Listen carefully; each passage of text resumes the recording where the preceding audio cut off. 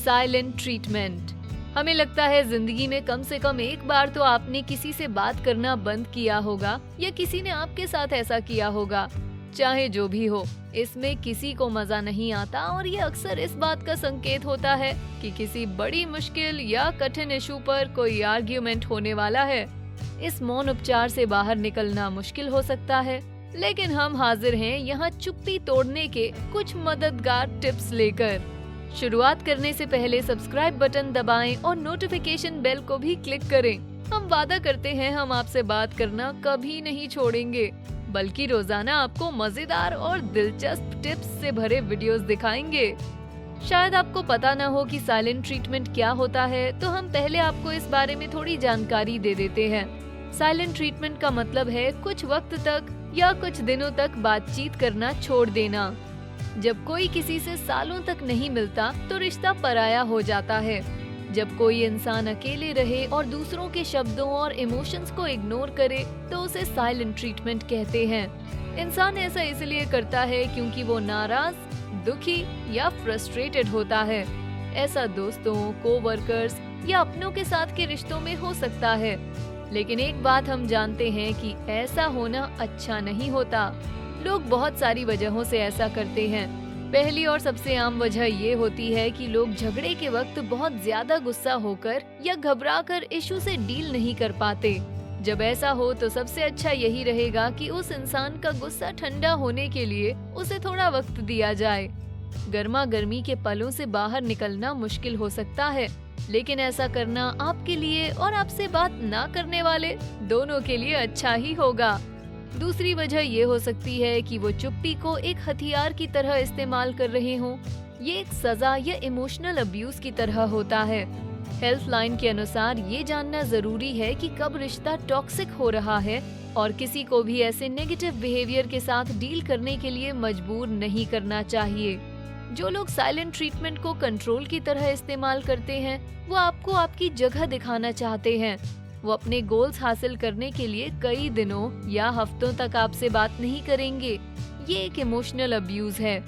The American psychological association कहती है कि लगातार इमोशनल अब्यूज का सामना करने से आपके सेल्फ एस्टीम और सेंस ऑफ वेल बीइंग को नुकसान पहुंचता है। ये लक्षण पहचानना जरूरी है और अगर आपको लगे कि आपके साथ अब्यूज हो रहा है तो किसी करीबी या प्रोफेशनल की मदद लें। किसी को भी साइलेंट ट्रीटमेंट से डील नहीं करना चाहिए, लेकिन अगर आपके साथ ऐसा हो रहा है तो इस रुकावट को पार करने के लिए आपको ये कदम उठाने चाहिए। जानिए कि वो आपसे बात क्यों नहीं कर रहे। हो सकता है किसी को खुद को एक्सप्रेस करने में मुश्किल होती हो, खासकर तब जब वो लड़ाई के बाद बेहद गुस्से में हो।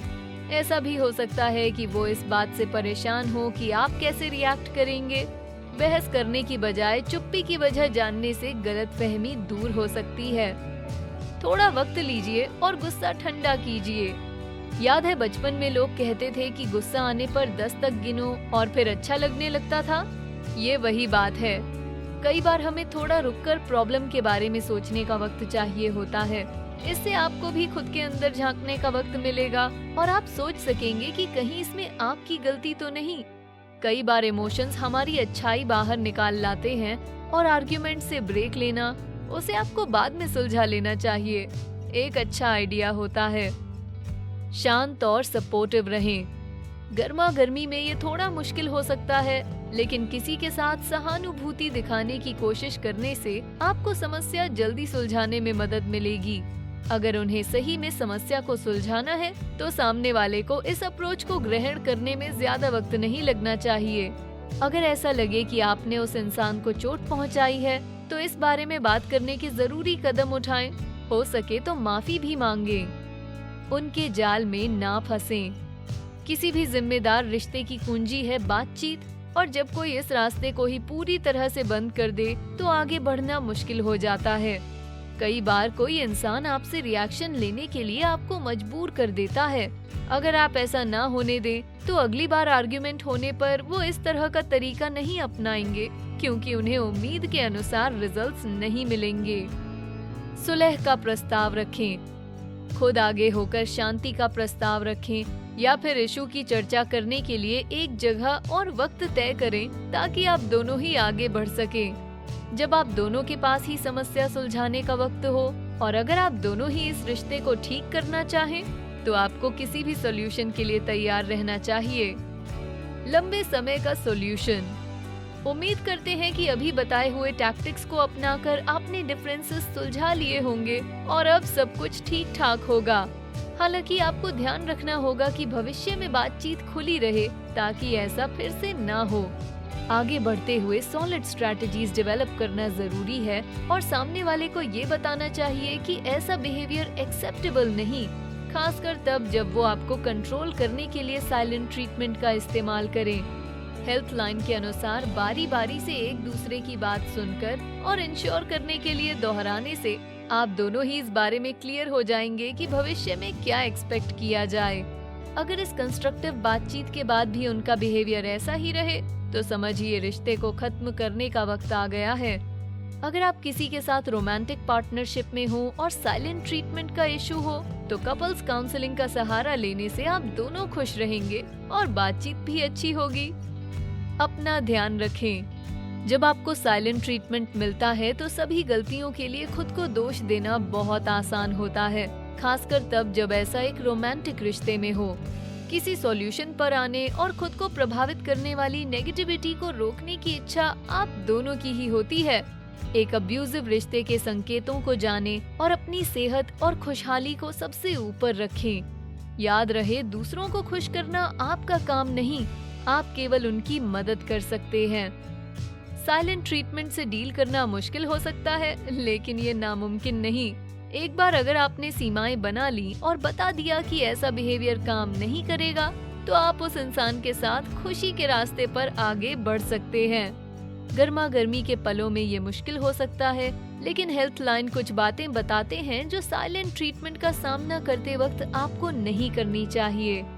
इस पर गुस्सा मत दिखाइए क्योंकि इससे बात और बिगड़ जाएगी। किसी भी दूसरी बहस की तरह इसका सामना समझदारी से करें या फिर किसी के साथ भिड़ने से पहले थोड़ा रुककर गुस्सा ठंडा करें। केवल दिखावे के लिए माफी ना मांगें। ये समझना आसान है कि माफी सच्ची है या नहीं, और झूठी माफी से अच्छे की बजाय बुरा हो सकता है। अगर आपने कुछ गलत किया है और किसी को चोट पहुंचाई है तो माफी मांगना जरूरी होता है, लेकिन केवल बातचीत को शुरू करने के लिए माफी मत मांगिए। इसे पर्सनली ना लें। खुद का ध्यान रखने वाले पॉइंट के बारे में सोचिए। दूसरे आपको कैसा ट्रीट करते हैं इसमें आपकी गलती नहीं, उनके एक्शंस को नजरअंदाज ना करें। रिश्ते को छोड़ने की धमकी ना दें। इस तरह का कोई भी स्टेटमेंट तब तक नहीं देना चाहिए जब तक आप सच में ऐसा करना ना चाहें। अगर आप इस टैक्टिक से बहस जीतना चाहते हैं तो इससे रिश्ते में और ज्यादा दर्द और अविश्वास पैदा हो सकता है।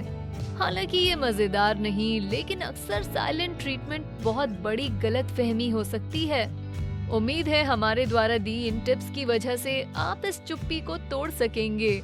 याद रखें कि अगर आपको लगता है कि कोई इमोशनली अब्यूजिव है तो हमेशा अपने किसी करीबी से बात करें या प्रोफेशनल की मदद लें।